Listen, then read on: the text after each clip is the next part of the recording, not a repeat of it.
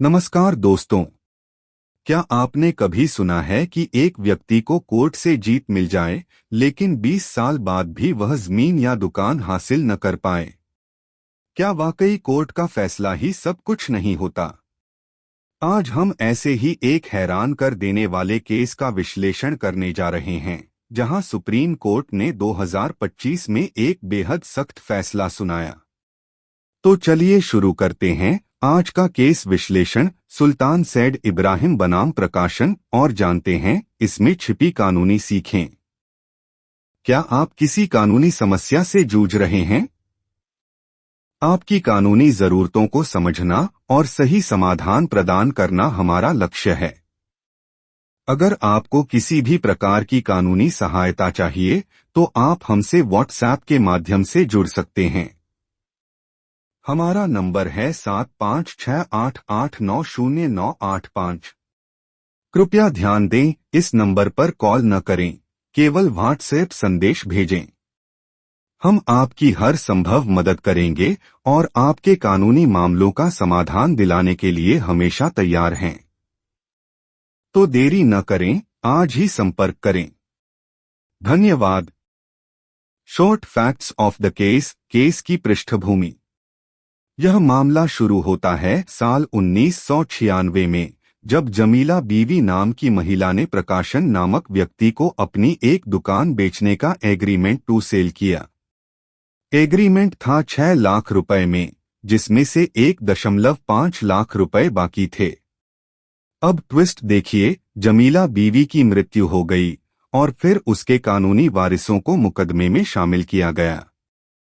सुल्तान सईद इब्राहिम, जो कि उनका पोता था, उसे भी पक्षकार बनाया गया। लेकिन वो कहता है, मैं वारिस नहीं हूं, मैं तो किराएदार हूं। इस बहाने से उन्होंने 20 साल से डिक्री के अमल को रोके रखा। चार्जेस एंड सेक्शंस अप्लाइड, लागू धाराएं और कानूनी प्रावधान। इस केस में मुख्यतः निम्नलिखित धाराएं और कानून लागू हुए। ऑर्डर आई रूल 10 CPC, अनावश्यक पार्टी को हटाने के लिए। ऑर्डर 22 रूल 4 CPC, मृत्यु के बाद कानूनी वारिस को शामिल करना।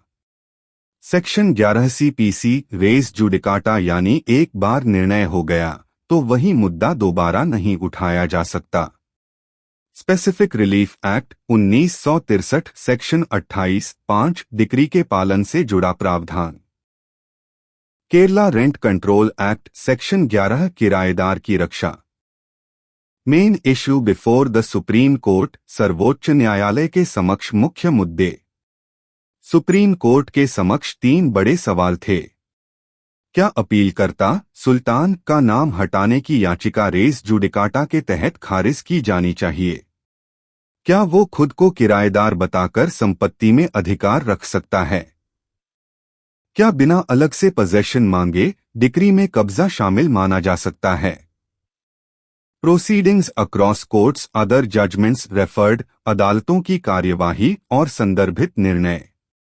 1998 में ट्रायल कोर्ट ने प्रकाशन के पक्ष में डिक्री दी, दुकान बेचने का आदेश।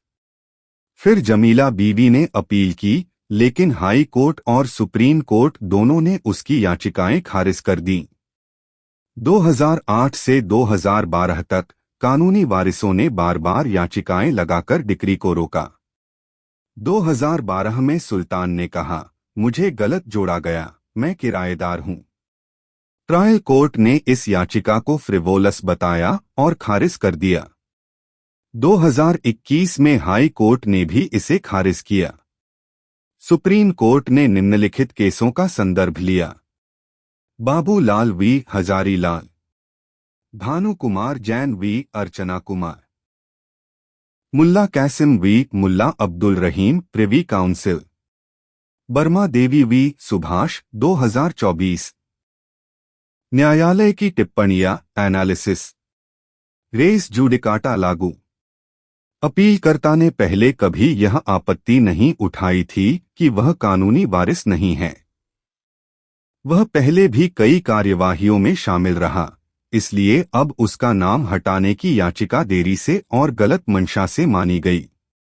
इसलिए कोर्ट ने कहा, अब यह मुद्दा दोबारा नहीं उठाया जा सकता। किराएदारी का दावा खारिज। अपीलकर्ता ने 2012 में पहली बार किराएदारी का दावा किया, जबकि समझौता 1996 का था। कोई ठोस दस्तावेज नहीं दिखाया कि वह 1996 से किराएदार था। नगर निगम का लाइसेंस 2011 में मिला, जो बहुत बाद की बात थी।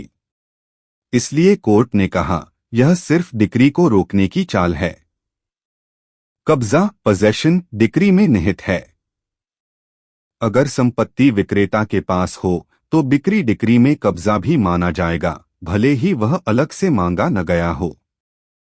की कंसिडरेशंस ऑफ द जजमेंट, मुख्य विचार और टिप्पणियां। सुप्रीम कोर्ट ने कुछ अहम बातें कहीं। अगर कोई व्यक्ति लंबे समय तक चुप बैठा रहे और बाद में आपत्ति उठाए तो वो रेस जुडिकाटा के तहत रोकी जा सकती है। अगर किसी की किराएदारी का दावा बाद की घटना है और दस्तावेज कमजोर हैं तो वो मान्य नहीं। अगर संपत्ति की एक्सक्लूसिव पोजेशन पहले से विक्रेता के पास है तो स्पेसिफिक परफॉर्मेंस की डिक्री में कब्जा भी माना जाएगा। फाइनल वर्डिक्ट एनालिसिस, अंतिम निर्णय का विश्लेषण। सुप्रीम कोर्ट ने अपील खारिज कर दी और कहा, सुल्तान को 25,000 रुपये जुर्माना भरना होगा। प्रकाशन को 2 महीने में दुकान का कब्जा सौंपा जाए, जरूरत हो तो पुलिस की मदद से। सुल्तान का नाम हटाने की याचिका कंस्ट्रक्टिव रेस जुडिकाटा के तहत खारिज की गई। Important points of the judgment, महत्वपूर्ण बिंदु। रेस जुडिकाटा का प्रयोग मुकदमे के एक ही केस में दोबारा मुद्दा उठाने से रोकने के लिए भी होता है। टेनेंसी की रक्षा तभी मिलेगी जब आपके पास ठोस और समय पर उठाए गए सबूत हों। स्पेसिफिक परफॉर्मेंस में कब्जा भी इम्प्लाइड हो सकता है। बार बार याचिकाएं लगाकर एग्जीक्यूशन को टालना अब नहीं चलेगा। डिफेंस प्रेजेंटेड, पक्षकारों की दलीलें। अपीलकर्ता सुल्तान की दलीलें। मैं मुस्लिम लॉ के अनुसार कानूनी वारिस नहीं हूं। मैं तो किराएदार हूं और मुझे किराएदार कानून का संरक्षण है। मुझे पार्टी बनाने की प्रक्रिया गलत थी। कोर्ट ने कहा, बहुत देर कर दी जनाब, आते आते आपने पहले कभी आपत्ति नहीं की, अब आप इसे उठाकर बस केस टालना चाहते हैं। प्रकाशन प्रतिवादी की दलीलें। ये 20 साल से हमें डिक्री का लाभ लेने से रोक रहे हैं। ये याचिका बार बार सिर्फ देरी करने के लिए है। सुल्तान खुद उस एग्रीमेंट का गवाह था, फिर अब कह रहा है कि किराएदार है। सुप्रीम कोर्ट ने इन दलीलों को मानते हुए प्रकाशन के पक्ष में फैसला सुनाया। How this judgment can be used in future, इस फैसले का भविष्य में उपयोग कैसे करें। अगर किसी डिक्री पर बार बार रोड़े अटकाए जा रहे हैं तो इस केस को कोर्ट करें। एग्जीक्यूशन में देरी कोर्ट की नाराजगी। अगर किसी ने किराएदारी का दावा बहुत देर से किया है तो इसे फ्रिवोलस डिफेंस मानते हुए आप इस केस को सामने रखें। रेस जुडिकाटा का प्रयोग उसी केस की अगली स्टेज में भी किया जा सकता है, यह इस केस से स्पष्ट होता है। यह केस देरी करने वाले पक्षकारों को चेतावनी है, कोर्ट अब देर बर्दाश्त नहीं करेगा। अगर आपको ये विश्लेषण उपयोगी लगा तो इसे लाइक और शेयर जरूर करें। कमेंट करके बताइए, क्या आपने भी ऐसा कोई केस देखा है जहां सालों तक न्याय सिर्फ कागजों में रहा हो। और हाँ, ऐसे ही वीडियो के लिए चैनल को सब्सक्राइब करना न भूलें। जय हिंद, वंदे मातरम। मिलते हैं अगले वीडियो में एक और केस के साथ।